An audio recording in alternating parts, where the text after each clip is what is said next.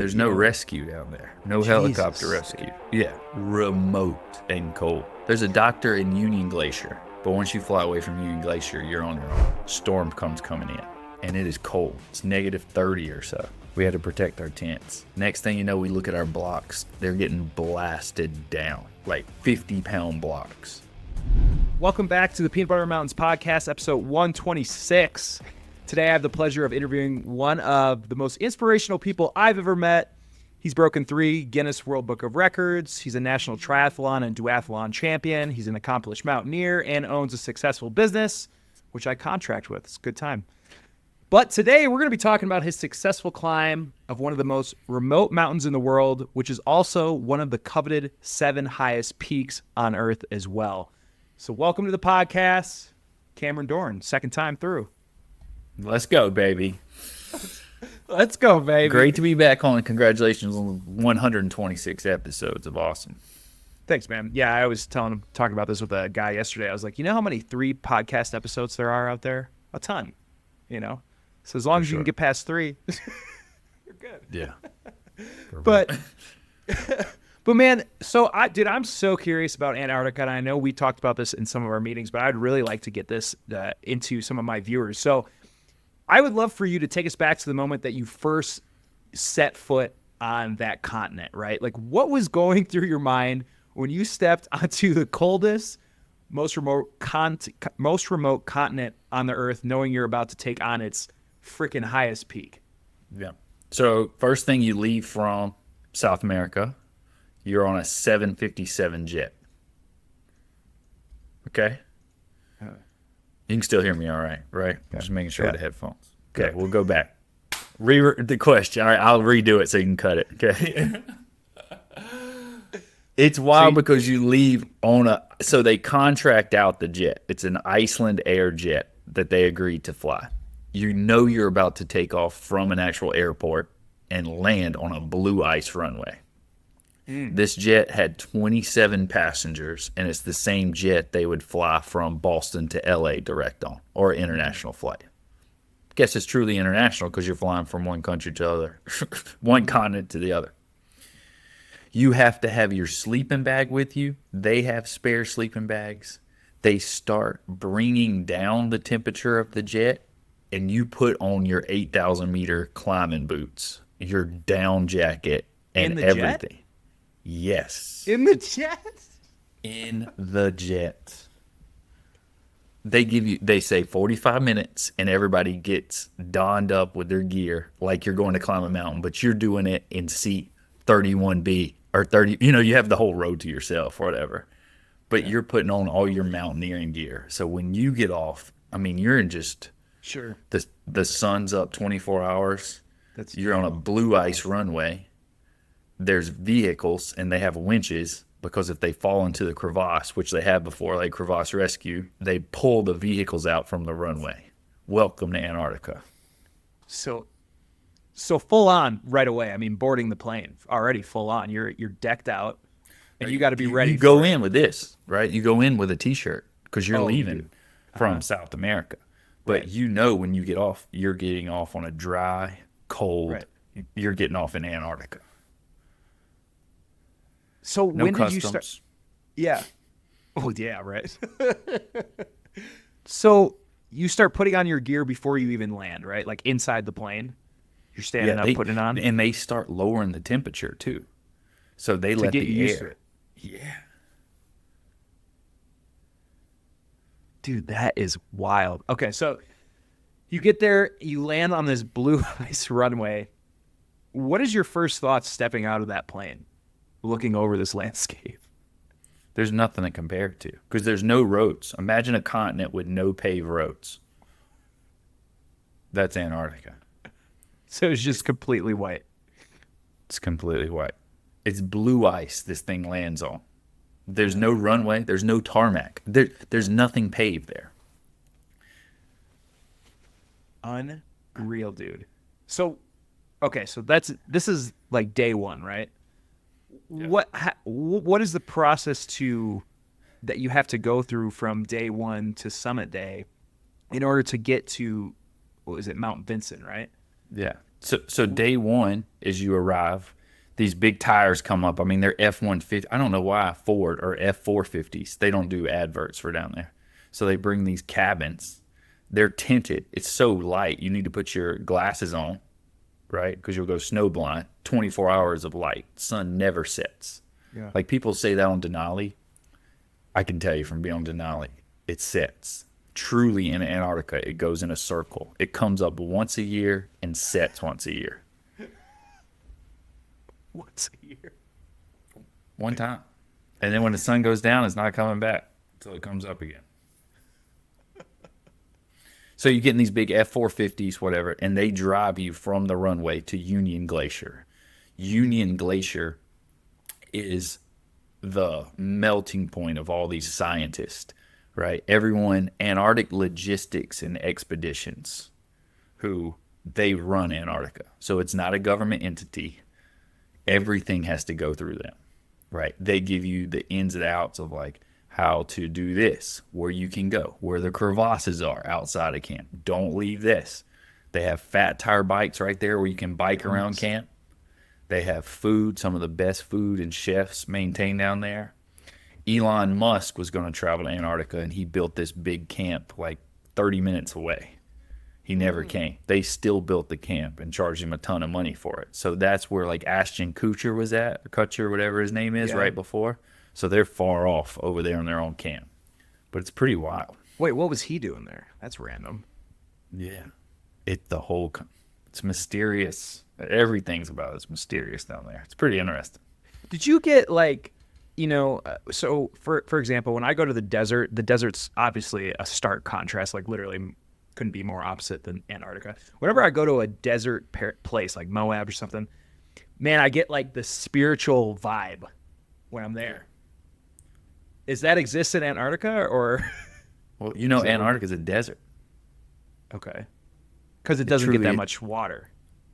Or snow or precipitation. Right. It's like less than 2 inches a year it gets in precipitation. It's just cold and frozen, and there's ice. I mean, it's the highest mean average continent too. So you're at 6,000 and change elevation across the continent. So it's the highest continent there is on average elevation. Sure. You do get a feeling like if you look, I downloaded some 80s movies called The Thing with Kurt Russell, which happened about in Antarctica, a horror film. Nice. Or Aliens versus Predator. That's why you had that in your caption on Instagram. Yeah. So that's where they found everything in this perfect pyramid. We went right next to it to climb Vinson. But you're on you're on parts of the world where no one's ever touched before down there. Right. Yeah. Now you're talking about the sun being up for so long. Did that affect you? How did that affect you physically and mentally? Yeah. I took a sleeping mask, and I think my sleep was off for a couple weeks for sure when I came back. Really? You would stay up till like 12 o'clock. Really? I had an Irish teammate. He was great. His name's Derek. That was his last summit. So he's done all the 7 summits. Oh. He was the most positive, cool guy. But his sleeping mask was a little more plush than mine. So he had an extra, and I took his, and I really appreciate it. Derek, my boy. Shout out. Derek's writing his first book now about climbing the 7 summits. He's on the speaking tour. Wow. So even when you got back, your sleep was screwed up from it. Yeah, because you go at 12 o'clock at night, and you want to. The more the sun goes farther away from your position as it circles in time, right? And depending on if you're closer to the mountains, sometimes the sun is barely blocked by the mountains. That drastically drops the temperature. Oh, really? Oh, my God. That's why no one's ever done a winter ascent of only one of the 7 summits, and that's Mount Vinson. Never happened. Whoa. -80, -120. Insane temperatures. Whoa. Okay, so even when it's partially blocked, you could just feel like, whoa. Wind, once the wind picks up, because it's just coming off ice, you have to cover up everything in the time. Like our team, we were checking each other the whole time. It hit one time, a storm came in, we were cutting the walls, all that. but I've never. It feels like an ice cream headache for this one little piece of cheek that's exposed. Yeah. Oh my God. Okay. Dude, so obviously I've never been to Antarctica, but I was ski touring the other day up in the snowy mountains, and it was like negative wind chill or whatever. Yeah. 100%. I didn't have I had like a helmet on, and I had a hat over the helmet or under the helmet, and then I had a thing over, like a balaclava.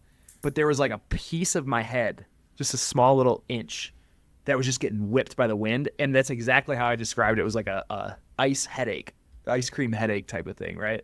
Yeah. How the heck how are you covering your whole face, like your nose and stuff? Like how are you not getting condensation in places? You know what I'm saying? Man, that was the hardest thing. From climbing going on 15 years, the hardest thing was fogging. I mean, so you get to Antarctica and then on the jet, then you have to fly another plane to the mountains, this little Twin Otter. They drop you off, just like in Denali, right? But these guys, they drop you off, and it's wild. Because like in Denali, there's a lot of people there, right? When I landed, there's more. There, you're just like, all right, you're the group.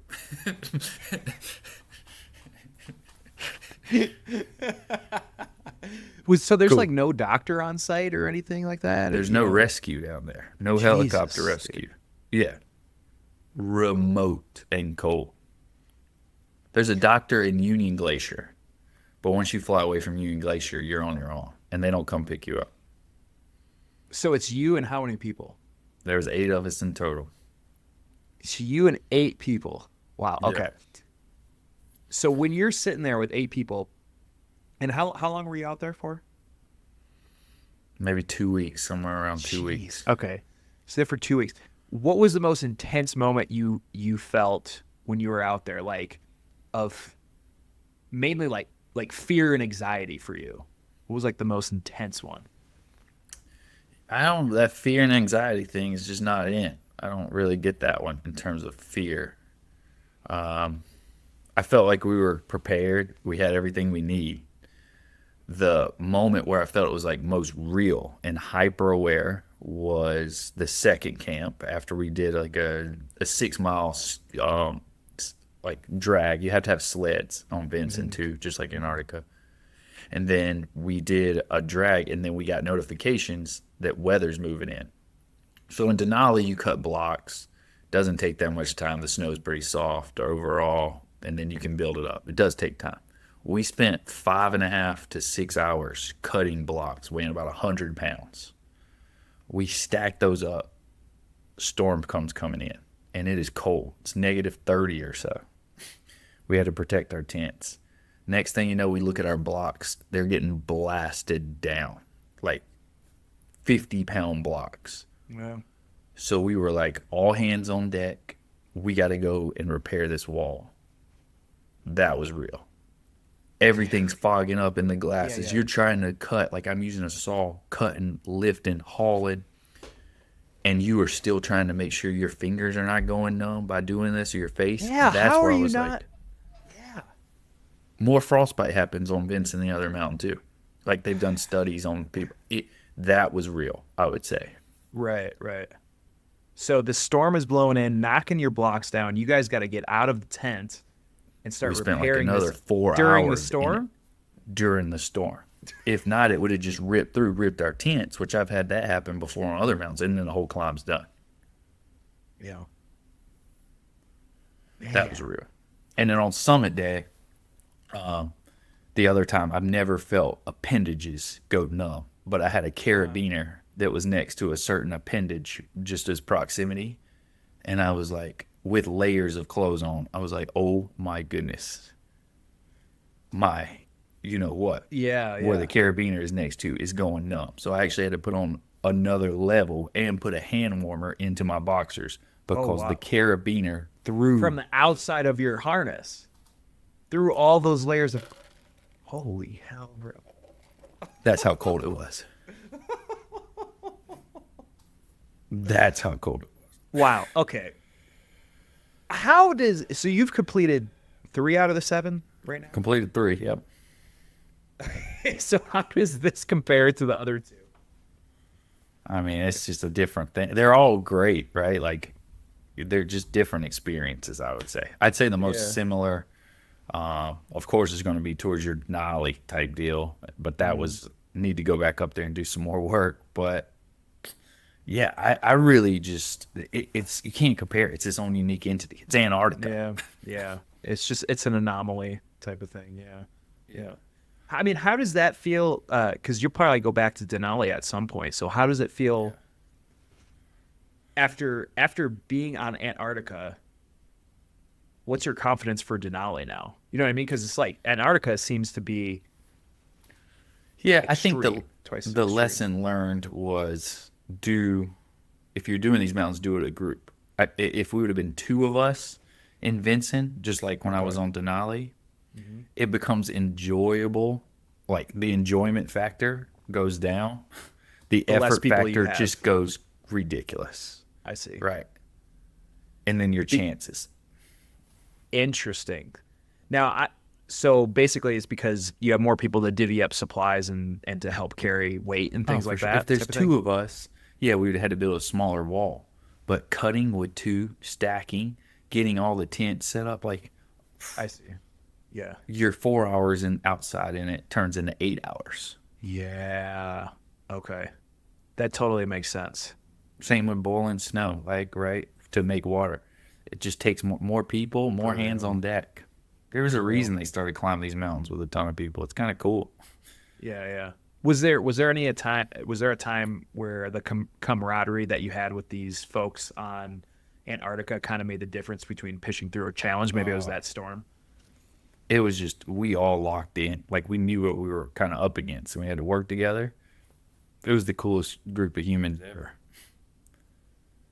You know, it reminds me of the book that I need to read that you recommended. Was it the Endure book by the ship, right?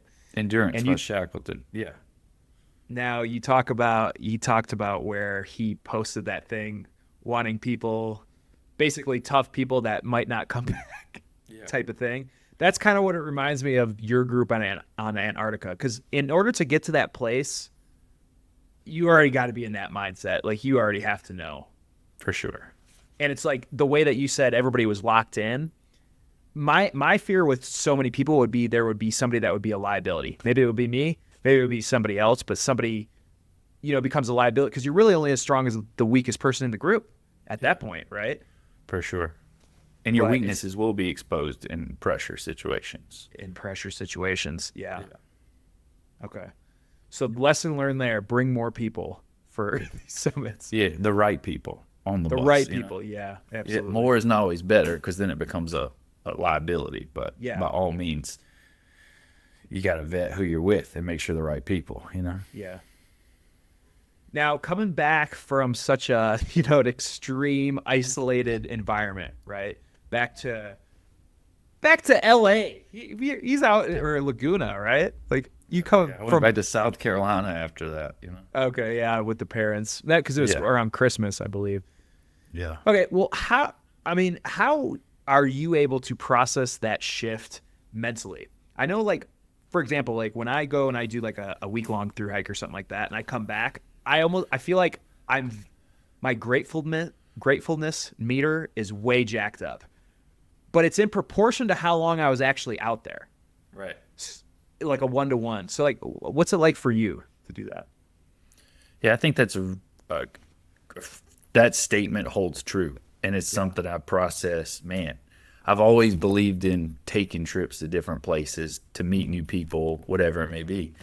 But the one aspect of that I didn't start really paying attention to is like when you come back, wow. That's what I was saying. I go to South Carolina. That's about as different as night and day as LA.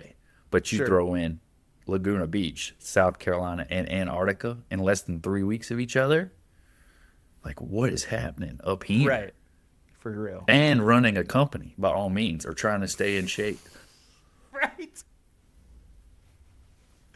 Right. So how are you doing that? Because I gotta say that is admirable, and I would say I know you're one person that like takes your health very seriously, and I don't think you skip workouts by any means. You know what I mean? So it's like you're still prioritizing that stuff. So how are you doing that? Because you talk to a lot of people and they've been traveling for a couple weeks or whatever, and they're just like, yeah, man, like I fell off the bandwagon. I did this and that. For me, it's unacceptable. I'm like, I just don't accept it, right? Like I will figure something out. But what's it like for you doing that? I think it goes back to knowing each day. Those, like for me, I always journal, write down what are the 4 things. Like I have to have some bit of adventure.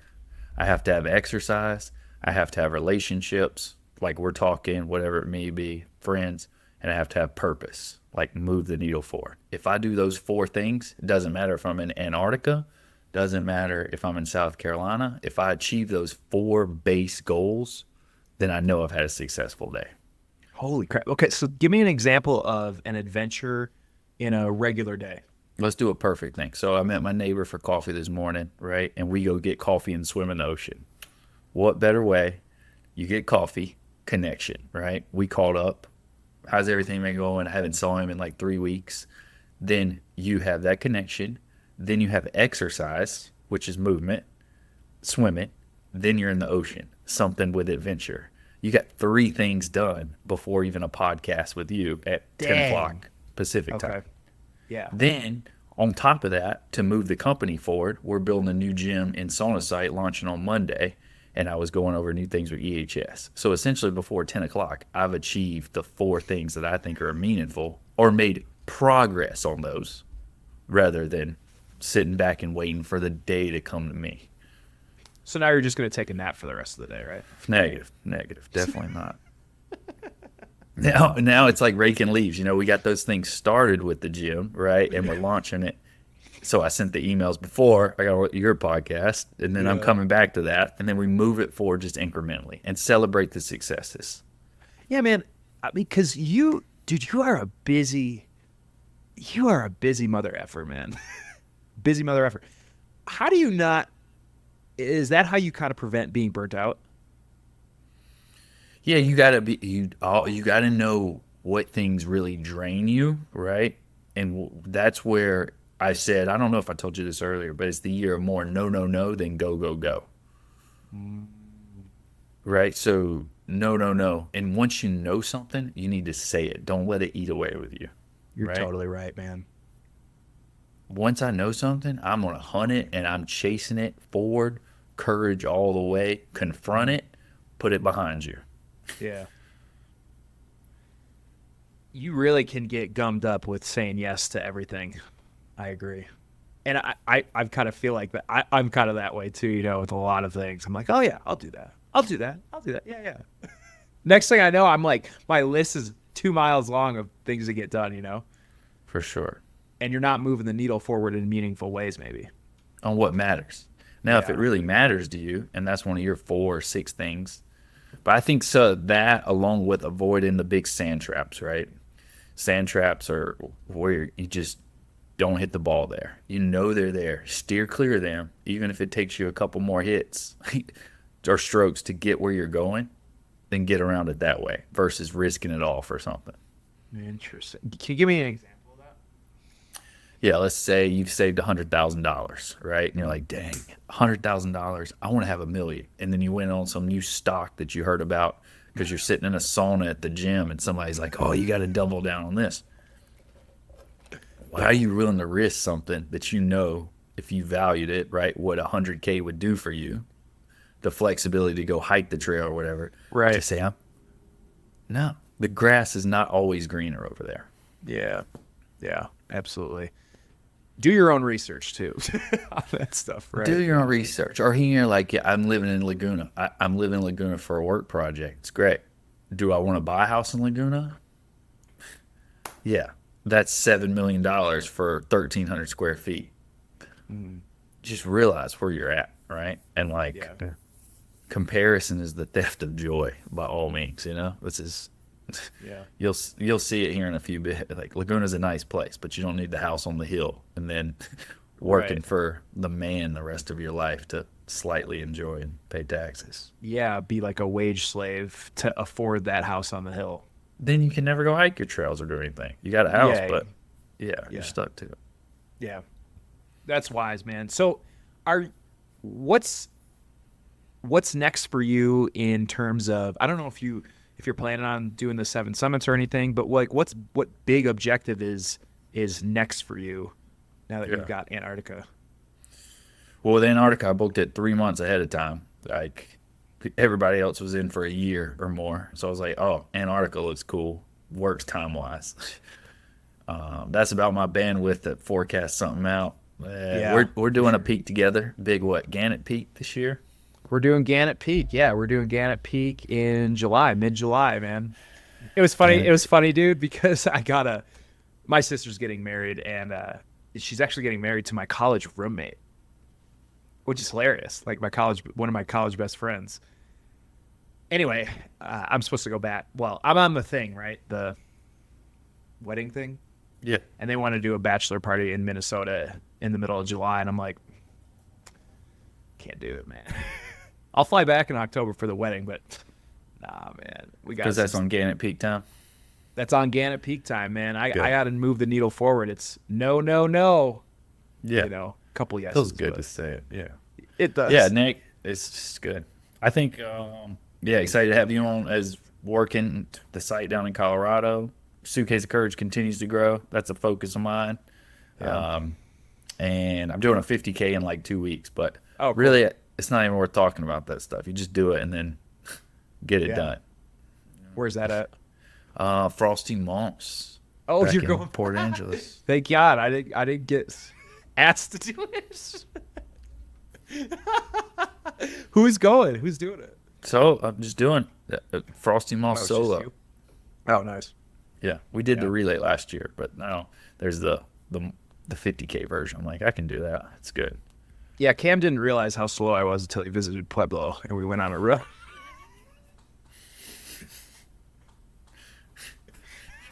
You got it. You did great. I know what you're thinking there. Yeah. Hey, I crushed the Murph workout though. I'm proud of you. I did that. I did good there. It was a fun time, man. Well, okay. Well, where can people catch up with you at, man? If you want to promote anything? I got a house phone, and no one knows the number, so it's good. Landline. Yeah. My name's Cameron Dorn. If I do something cool, the internet will talk about it. Yeah. Well, hey, he's got an Insta360 now. He actually, if you guys want to check out what that looked like, you should check out his Instagram, Cameron Dorn, and he did a full pan with his Insta360 of him. Were you guys Jumaring up those ropes? Yeah. Yeah. So he was going up that and on his way to the summit. So if you want a perspective of Antarctica, there you go. Yeah. You can see the pyramid in the background, the one we talked about. Okay, so what is this pyramid? I don't understand. What are you talking about? It's a perfect pyramid, like the Giza pyramid. It's No way. a natural formation down there. History Channel has a whole Ancient Aliens episode about it. Should you want to go down there? Oh, did you watch it before you went? No, I saw. I just looked. I was like, oh my god, of course. Yeah. Of course. There could be. Yeah, There for sure. For sure.